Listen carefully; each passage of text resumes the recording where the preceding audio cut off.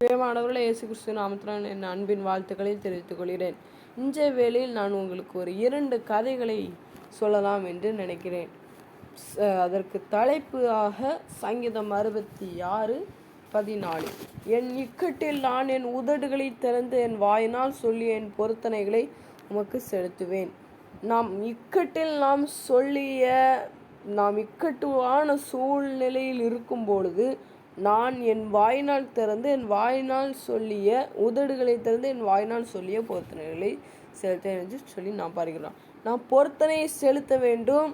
நாம் சொன்னோம் என்றால் அதை நிறைவேற்ற வேண்டும். அதை நிறைவேற்றவில்லை என்றால் என்ன நடக்கும் என்பதை கதை மூலமாக நாம் இன்று கேட்கப் போகிறோம். அந்த பொருத்தனை செய்ததால் பெற்றுக்கொண்ட நன்மையை பற்றியதான் நாம் பார்க்க போகிறோம். 2 கதை நாம் பார்த்தோம் என்றால், முதல் கதை, ஒரு ஊரில் யாக்கோபு என்ற ஒரு பெரிய மனிதன் இருந்தார். அவர் பயங்கர சோம்பேறியான ஒரு மனிதன். பயங்கர சோம்பேறி. ஒரு வேலைக்கும் போக மாட்டார், வீட்டிலே இருப்பார், ஆலயம் செல்ல மாட்டார். ஆனால் அவர் கிறிஸ்தவர், ஆலயம் செய்ய மாட்டார். பயங்கர சோம்பேறி. அப்படி சோம்பேறியாக இருந்தால் அவர்களுக்கு சம்பளம் வராது, அப்படி தானே? இப்படியே வீட்டிலே இருந்தால் அவர்களுக்கு வருமானம் வராது என்கிற காரணத்தினால் அந்த டீ கடை உருவாக்கலாம் என்று என்ன செய்கிறார் நினைக்கிறார். அந்த மனிதனுடைய ஒய்ஃப் என்ன சொல்கிறாங்க, நீங்கள் என்ன செய்யுங்க, டீ கடை போடுங்க, நான் உங்களுக்கு டீ போட்டு தரேன், நீங்கள் என்ன செய்யுங்க, போய் வில்லுங்க அப்படின்னு சொல்லும்பொழுது என்ன சொல்லுவாங்க. அப்போ பார்த்து மஞ்சள் இவர் என்ன செய்வார், சரி டீ கடையாக நம்ம போட்டு நடத்தும் என்று சொல்லி என்ன செய்வார், நல்லா டீ நல்லா விற்க போனால் அங்கே அவருக்கு சரியான லாபமே இருக்காது.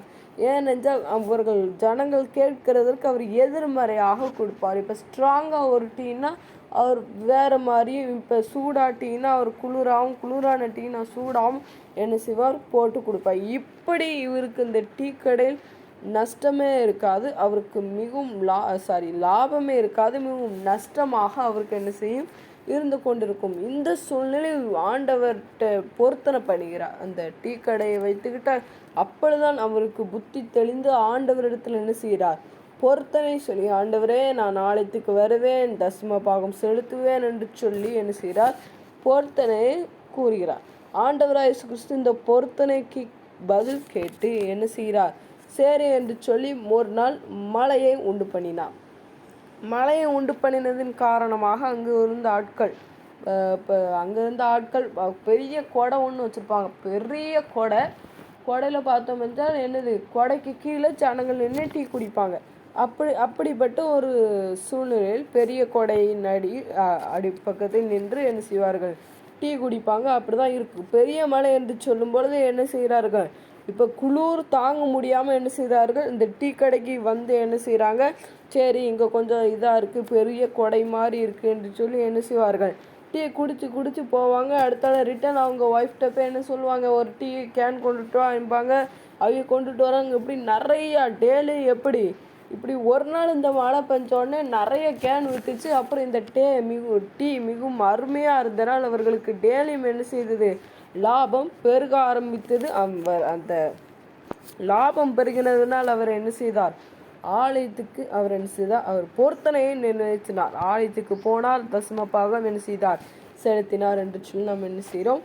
நாம் இதில் பார்த்தோம் என்றால், நாம் பொருத்தனை செலுத்தணும் என்றால் அதை நாம் நிறைவேற்றுகிறவர்களாக நாம் என்ன செய்ய வேண்டும், காணப்பட வேண்டும். ஆண்டவராய் இயேசு கிறிஸ்து அதை செய்வார். நாம் பொருத்தனை செய்வோம். நாம் என்ன காரியத்துக்காக ஆண்டவரிடத்தில் வேண்டுகிறோமோ அவர் அதை செய்வார். நாம் செய்த அந்த பொருத்தனைகளை நாம் நிறைவேற்றுவோம் என்றால் ஆண்டவர் அதை கண்டிப்பாக நமக்கு செய்கிற தேவனாக இருக்கிறார்.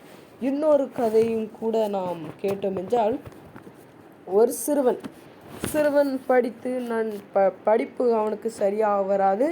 என்ன செய்கிறான், நன்றாக பாஸ் ஆகி 10ஆம் வகுப்புக்கு வந்தாச்சு. இப்போ பப்ளிக் பரீட்சை வரும், அரசாங்க பரீட்சை வரும் என்றதால் அவனுக்கு மிகவும் கஷ்டம். அப்போ அவன் சின்ன வயசுலேருந்து என்ன செய்வான், 10 ரூபாய், 20 ரூபா, 30 ரூபா, 40 ரூபா, 50 ரூபான்னு எப்படியா என்ன செய்வான், ஒவ்வொரு ரூபாவா சேர்த்து ஒரு உண்டியலில் என்ன செய்கிறான், நிறைய பணம் என்ன செய்கிறான் சேர்த்து கொண்டு என்ன செய்கிறான் வைக்கிறான். பல பணம். அவனுக்கு டெய்லி அவங்க அம்மா 10 ரூபாய்க்கு மிட்டாய் வாங்க கொடுப்பாங்க.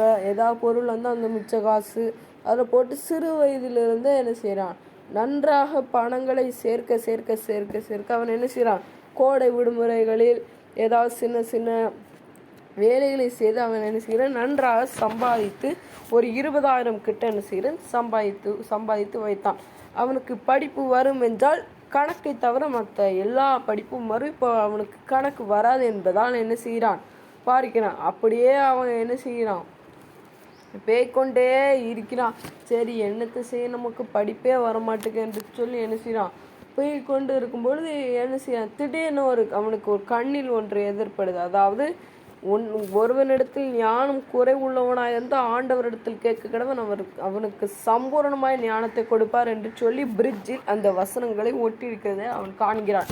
அப்போ என்ன, நமக்கு கணக்கு வராது, நான் 10ஆம் வகுப்பில் எப்படியா கணக்கில் பாஸ் ஆனேன் என்று சொல்லி என்ன செய்கிறான், அவன் ஆண்டவரை நோக்கி ஆண்டவர் நமக்கு ஞானத்தை தருவார் என்ற விசுவாசத்தோடு அவன் என்ன செய்கிறான், ஜெபிக்க ஆரம்பிக்கிறான். அவன் ஜெபிக்க என்ன செய்கிறான், அவனுக்கு ஆண்டவராக இயேசு கிறிஸ்து ஒரு என்ன செய்கிறான், விடுதலை கொடுக்கிறான். அவன் ஒரு பொருத்தனையை ஜெபித்து சொல்கிறான், நான் சேர்த்து வைத்த 20,000 என்ன செய்கிறேன், உமக்கு தருகிறேன் என்று சொல்லி என்ன செய்கிறான், சொல்கிறான். ஆண்டவர் என்ன செய்துட்டார், சரி அவன் இப்போ செய்வான் என்று சொல்லி என்ன செய்கிறார், சொல்கிறான். இப்போ அவன் பரீட்சை எழுத போகிறான்.